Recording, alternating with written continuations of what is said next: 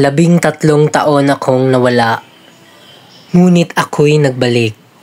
Hindi na bilang Ibarra, kundi bilang Simon, ang anino sa dilim, ang mitsa ng revolusyon. Wala na ang kapatawaran, panahon na para magdusa ang mga mapang-api. Ang kanilang paghahari ay magtatapos sa apoy ng paghihiganti. Ang nakaraan ay hindi kailanman namamatay. Maghihintay lamang itong maipaghiganti. Sino ka? Ako si Ibarra! Si Mari ikaw! Kapag ang hustisya ay inagaw, apoy at bakal ang tanging natitira. Kuha nyo ang aming lupa, ngunit hindi nyo makukuha ang aming laban. Ang mahirap ay mananatiling mahirap. Mama! Wag mo! Isang bansang hati, isang hinaharap na hindi tiyak. Ating kailangan ng dahas, ang edukasyon, ang sandata natin. Laban o talo, mamili kayo! Sa harap ng altar, mahigpit niyang hinawakan ang rosaryo. Ngunit sa mundong walang hustisya, kahit ang dasal ay hindi makapagliligtas.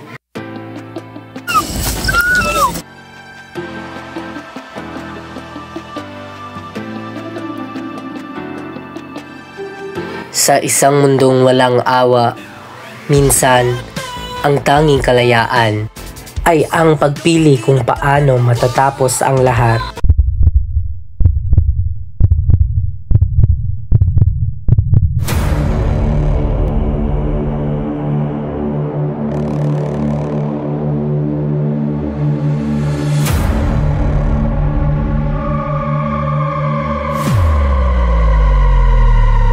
Sa pag-ibig, kahit ang pinakamalalakas na puso ay maaaring mabali. Kasi ang sinasagani, ngunit hindi kita maaaring tulog. Pero mahal kita. At Paulita, ito ang para sa'yo.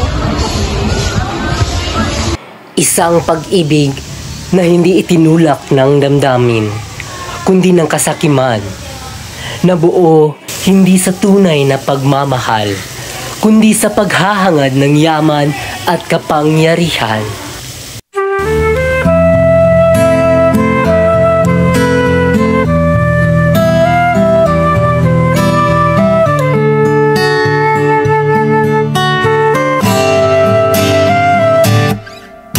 Tungalay kong arana para sa dalagang walang kasing ganda. Amoy rosas ang alimoyak kung nanaisin lang.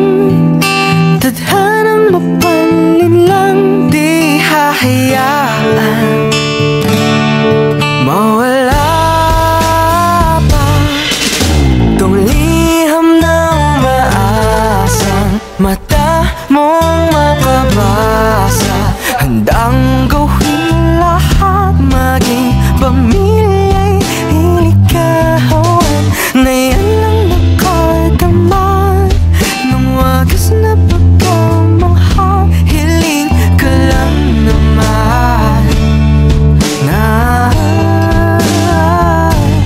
kaya na sana ang dalawa, siyang huli at ang isa, papatunayan. Habang nagdiriwang sina Paulita at Juanito, habang ang kanilang hapunan ay puno ng halakak at kasiyahan, isang anino ang kumikilos sa dilim. Si Simon. May tangkang tapusin ang lahat sa isang pagsabog. Ngunit tulad ng kanyang mga pangarap ng revolusyon, nabigo siya. Nabigo ako! Lahat ng ito, walang saysay! Huwag kang gagalaw! Baktalo! Wala rin kang salita! Simon, siya ang lahat! Kailan ng ulo! Ikaw, Simon, anong ginawa mo? Ipagkatiwala mo yung puso sa Diyos. Padre, ako isang taong nilamon ng galit. Ninais kong ipabagsak ang makapangyarihan, pero sino ang tunay na nawagi? Ang hustisya ay hindi makukuha sa danas. Ganyan nagwakas ang taong hinabol ang katarungan sa dahas. Naiwan lamang ang mga alaala ng isang pangarap na hindi natupad. Tapos ang ating laban sa pagkamatay ni Simon. Kung hindi ngayon, kailan pa? Kung hindi tayo, sino? Ang kinimukasan ay nasa ating kamay.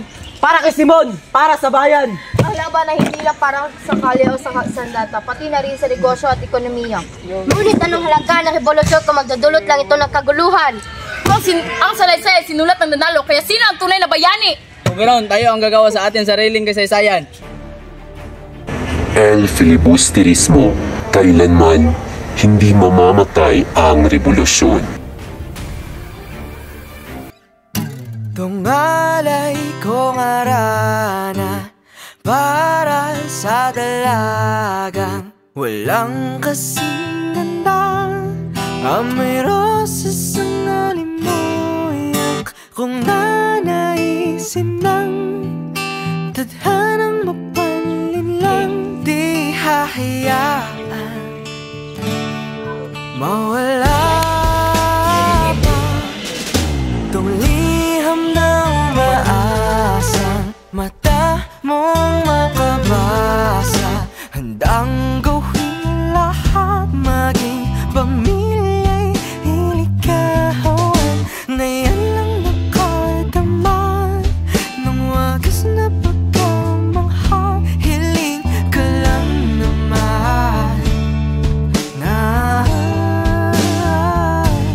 tayo na sanang dalawa, siyang huli at ang umpisa.